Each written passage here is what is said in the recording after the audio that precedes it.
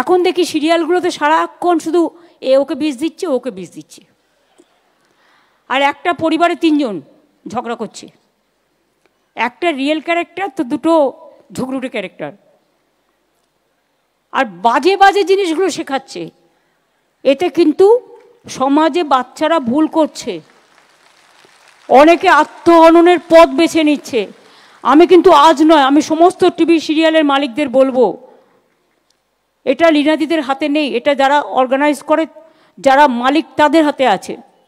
দয়া করে দেখুন, খারাপ কিছু শেখাতে যাবেন না। আর সিরিয়াল বাড়াতে হবে বলে রোজ গুন্ডামি বাড়ান, ভালো জিনিস দিয়ে। কত ভালো জিনিস আছে, কত ইনোভেটিভ জিনিস আছে।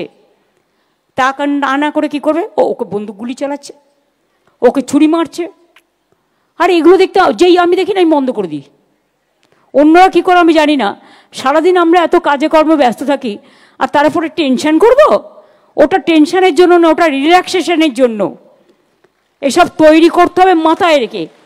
হাসি খুশি মজা সামাজিক গল্প, যে গল্প আমার সংস্কৃতিকে ভালোবাসে, যে গল্প মানুষের বিবেককে জাগ্রত করে, আবেগকে জাগ্রত করে। এবং বিশেষ করে সব সিরিয়ালে আমি দেখব বাংলা গান আর কোথায়। এরা ভাবে শুধু কিছু ঝিকঝাক ঝুমধাম দিয়ে দিলি হয়ে গেল। আরে বাজান না, কোনো অসুবিধে নেই, কিন্তু ওরা তো একটা জায়গায় বাজায়, প্ল্যাটফর্ম ওদের আছে আলাদা। বলিউড তো টোটালটাই তার জন্য।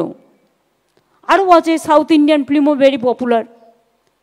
কিন্তু টলিউডটাকে অ্যাটলিস্ট তো আপনারা বাংলা গানটাকে একটু বেশি করে দেবেন। লীনা দিদি, আমি মিথ্যে কথা বলবো না, কিন্তু এটা মনে রাখতে হবে, সবাইকেই ভাবতে হবে এটা।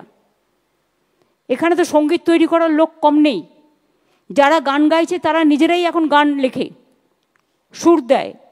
এটা এখনকার নতুন একটা ক্রিয়েটিভিটি। সুতরাং আপনারা, আমি বলছি না অন্য ভাষাকে অসম্মান করতে, আমরা নিশ্চয়ই হিন্দি ভাষার গান দেবো, আমরা সাউথ ইন্ডিয়ান গান দেবো। ডাবিং করতে গিয়ে অরিজিনালটাকে যেন আমরা হারিয়ে না ফেলি, এইটা মাথায় রাখতে হবে। সেই জন্যই কখনো কখনো ক্ষোভ বাড়ে, বিক্ষোভ বাড়ে, এটা যেন না হয়।